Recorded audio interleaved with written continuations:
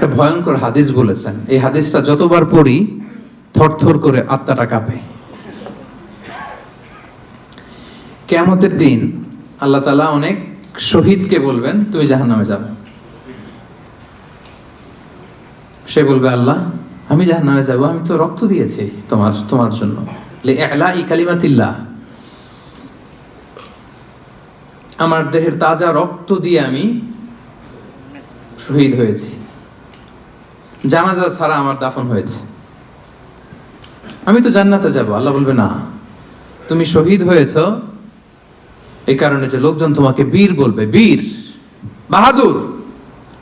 তো দুনিয়াতে তো তোমারে বাহাদুর বলছে, তো তোমারে বিশাল যোদ্ধা ছিল, বাহাদুর ছিল, খেতাব তো তুমি পেয়েছো, আমার কাছে কিচ্ছু নেই, জাহান্নামে যাও, go to the hell fire. অনেক দানশীলকে আল্লাহ বলবে, জাহান্নামে যাও। সে বলবে, আল্লাহ আমি জাহান্নামে যাব, আমি তো মসজিদ, মাদ্রাসা, এতিমখানা, বৃদ্ধাশ্রম এমন কিছু নাই যে বাকি রাখছি, শত শত মসজিদ আমি করেছি, আমি কেন জাহান্নামে যাব? আল্লাহ বলবে, না, তুমি দান করেছিলে এই জন্য যে লোকজন তোমারে দানশীল বলবে, দানবীর বলবে, হাদেম তাই বলবে, ওইটা তো তোমাকে বলা হয়েছে, জাহান্নামে যাও, আমার কাছে কি চাও, go to the hell fire. সেদিন আল্লাহ তাআলা অনেক আলেমকে ডাকবেন, অনেক দাঈদেরকে ডাকবেন, অনেক দুআত ইলাল্লাহদের তিনি ডাকবেন। Because of Allah, we are ready. Because of Allah, we are ready. Because of Allah, we are ready. সেদিন অনেক দুআত ইলাল্লাহদেরকে ডেকে আল্লাহ বলবেন যে তুমিও জাহান্নামে যাবে। সে বলবে, আল্লাহ কেন? আমি মানুষকে কোরআন শিখিয়েছি, আমি মানুষকে হাদিস শিখিয়েছি, আমার কথা শুনে অনেক নামাজ ধরেছে, আমার কথা শুনে অনেকের দাড়ি রেখেছে, আগে সুদ খেত, আমার কথা শুনে সুদ বন্ধ করেছে, আমার কথা শুনে তো আল্লাহ এরা নামাজি হয়ে গিয়েছে। দ্য এন্টায়ার সোসাইটি সুদ বন্ধ করেছে, নামাজ ধরেছে, তারা ফরজ যাকাত দিত, আল্লাহ আমি কেন জাহান্নামে যাব? আল্লাহ বলবেন, তুমি এই দাওয়াতি কাজ করেছো, লোকজন তোমাকে বড় আলেম বলবে, লোকজন তোমাকে বড় সেলিব্রিটি বলবে, লোকজন তোমার নামে তাকবীর দিবে, তোমাকে বড় আলেম বলবে, বড় দাঈ বলবে। এটা তো বলা হতো তোমাকে দুনিয়াতে, আল্লামা বলে ডাকা হতো তোমাকে, বাহরুল উলুম বলা হতো তোমাকে, জ্ঞানের সাগর, অনেক বড় দাঈ, অনেক বড় সেলিব্রিটি তোমাকে বলা হতো এই দুনিয়াতে। তো যা চেয়েছো তা তো পেয়েছো, আমার কাছে কি চাও? আমার কাছে তোমার জন্য কিছু নাই, go to the hell fire, তুমিও জাহান্নামে যাও। আল্লাহ ওইরকম আলেম হওয়া থেকে আমাদেরকে তুমি বাঁচাও, ওইরকম দাঈ হওয়া থেকে তুমি আমাদেরকে বাঁচাও। আল্লাহ লোক দেখানো মানসিকতা, এই শো অফ থেকে আল্লাহ তুমি আমাদেরকে হেফাজত করো। তাহলে 4 নম্বর যে রোগ আমরা চিনে ফেলছি না, এটার নাম কি? রিয়া। নামাজ পড়তেছি, মানুষ আমারে বড় মুসল্লি বলে, হজ করে আসছি যেন আমার নামের আগে আলহাজ লাগায়, যাকাত দিচ্ছি, যাকাতের শাড়ি লুঙ্গি, দানবীর, শিল্পপতি, এটা যেন বলে। জিহাদের ময়দানে গিয়েছি, ইসলামের জন্য মিছিল দিচ্ছি, যাতে মিডিয়াতে আমাকে সবার আগে দেখা যায়। আল্লাহ বলবে, go to the hell fire, জাহান্নামে যাও। এগুলো একটাও আমার জন্য করো নাই, তুমি যা চেয়েছিলে দুনিয়াতে তুমি সেটা পেয়েছো, আমার কাছে কি চাও? কিচ্ছু নাই আমার কাছে তোমার জন্য, যাও। আল্লাহ এরকম দানশীল হওয়া থেকে, এরকম আলেম হওয়া থেকে, এরকম বীরত্ব দেখানো থেকে আল্লাহ তুমি আমাদেরকে হেফাজত করো। আল্লাহ রিয়া থেকে আমাদের এই কলবটাকে তুমি মুক্ত করো। আল্লাহ আমরা যা করব কেবলমাত্র শুধুমাত্র তোমার সন্তুষ্টির জন্য, তোমাকে দেখানোর জন্য যেন করতে পারে। আল্লাহ তুমি তৌফিক দান করো। তাহলে 4 নম্বর রোগটা চিনতে পারছেন প্রিয় ভাইরা? কি নাম এটার? আলহামদুলিল্লাহ, এই তো বুঝে ফেলতেছেন। তাহলে আজকের এই প্রোগ্রাম থেকে আমরা এই রিয়া বা লোক দেখানো মানসিকতা, এটাকে না বলে দিব। কি বলেন? আজকের এই প্রোগ্রাম থেকে আমরা সবাই রিয়াকে কি বললাম? তাহলে প্রথম রোগের নাম ছিল কি ছিল? কপটতা। দ্বিতীয় রোগের নাম অহংকার। তৃতীয় রোগের নাম চতুর্থ রোগের নাম বাংলায় বলেন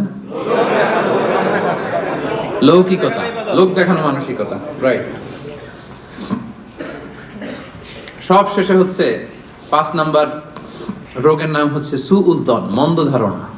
অন্যের ব্যাপারে মন্দ ধারণা করা, বাজে ধারণা, নেগেটিভ অ্যাজাম্পশন, সবসময় একটা নেগেটিভ চিন্তাধারা। কিছু লোক দেখবেন যে পজিটিভ কিছু খুঁজেই পায় না, আছে না? ভালো একটা জিনিস এর মধ্যেও ভেজাল খুঁজে বের করছে। জাজমেন্টাল, অন্যের ব্যাপারে মন্দ ধারণা করা, সবসময় অন্যকে কাঠগড়ায় দাঁড় করাতে সে পছন্দ করে, এরকম আছে না? ওনার এই সমস্যা, ওনার তো উনি এটা নামাজ হয় না, এর তো ঝামেলা আছে ফ্যামিলিতে, ওর তো এটা, ওর সমস্যা, তোর কি সমস্যা? ওর সমস্যা যে বুঝলি, তোর কি সমস্যা বল? এরকম এরকম আছে না? নিজের দোষের কোনো খবর নাই, শুধু অন্যের দোষ, শুধু অন্যের দোষ, শুধু নেগেটিভ। প্রিয় ভাইরা, এই নেগেটিভিটি থেকে বেরিয়ে আসতে হবে আমাদের। অন্যের দোষ খোঁজা যাবে না, নিজের দোষ খুঁজতে হবে। নিজেকে কাঠগড়ায় দাঁড় করান, একটু একটু নিজে কি কি ভুল করলাম, নিজে কি কি অন্যায় করলাম, এটা একটু বের করবার চেষ্টা করেন। নিজেকে কাঠগড়ায় দাঁড় করান। আমরা এই ভুলটা করে ফেলে, আমরা নিজেকে কাঠগড়ায় দাঁড় না করিয়ে কি করি? হ্যাঁ, কি সুন্দর, হি ইজ দ্য জাজ, সে জাজ করবে, সে জাজের চেয়ারে বসছে, তার দায়িত্ব দেওয়া হয়েছে, এবার সে এই তোমার এই সমস্যা, এই সমস্যা, এটা ওইটা। তো জাজমেন্টাল হওয়া যাবে না, পজিটিভ চিন্তা ধারণা করতে হবে। দেখেন আল্লাহ তাআলা বলছেন, ইয়া আইয়ুহাল্লাযীনা আমানু জিতানিবু কাসীরাম মিনায-যন্ন ইন্না বা'দায-যন্নি ইসম। ওহে বিশ্বাসীরা, বেশি বেশি ধারণা করা থেকে বেঁচে থাকো, কেননা ধারণাটা হচ্ছে পাপ। এই যে আপনি বাজে ধারণা করলেন, এটা পাপ। আর রাসূল সাল্লাল্লাহু আলাইহি ওয়াসাল্লাম বললেন, ফাইন্নায-যন্না আকযাবুল হাদীস। এই ধারণা করাটা এটা হচ্ছে মিথ্যা কথা, অধিকাংশ ধারণা এটা মিথ্যা হয়। ওয়া ইন্নায-যন্না লা ইউগনি মিনাল হাক্কি শাইআ। ধারণা কখনো সত্যের বিকল্প হতে পারে না, কখনো বিকল্প হতে পারে না। এজন্য আপনি বাজে ধারণা করবেন না। ধারণা করতে হলে সুধারণা করেন। ধারণা করতে হলে কি ধারণা করবেন? হঠাৎ দেখলেন যে ওদিকে আজান হইতেছে, বসে আছে, এই নামাজ পড়ে নাই, কোথায় নামাজ পড়েই না, ওর যে কি সমস্যা আছে আপনি জানেনই না, হতে পারে না? যে কি রে নামাজ পড়লো না, সে হয়তো মুসাফির, সে কি, সে তো জমা কসর করার অনুমতি তো, ফ্লেক্সিবিলিটি তো শরীয়ত দিয়েছে, ঠিক কি না? এই বোন একটাকে দেখছেন নামাজ পড়ে নাই, ধারণা করেন যেহেতু বেনামাজি, এর বউ তো নামাজ পড়ে না, এরকম বলে না? হয়তো মেনস্ট্রুয়েশনাল পিরিয়ড চলছে, তার পিরিয়ডের কারণে তো সে নামাজ পড়তে পারবে না।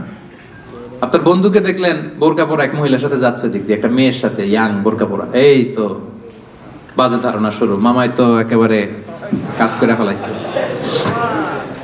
হ্যাঁ, বলেন এরকম, মামাই তো একেবারে কাজ বানাই দিছে। আল্লাহু আকবার। এই যে আপনি ধারণা করলেন, আপনার গুনার পাল্লাটা ভারী করলেন। এই মেয়েটা তার আপন বোন হতে পারে কি পারে না? আসতে বললেন যে পারে কি পারে না? তার আপন ভাগ্নি হতে পারে কি পারে না?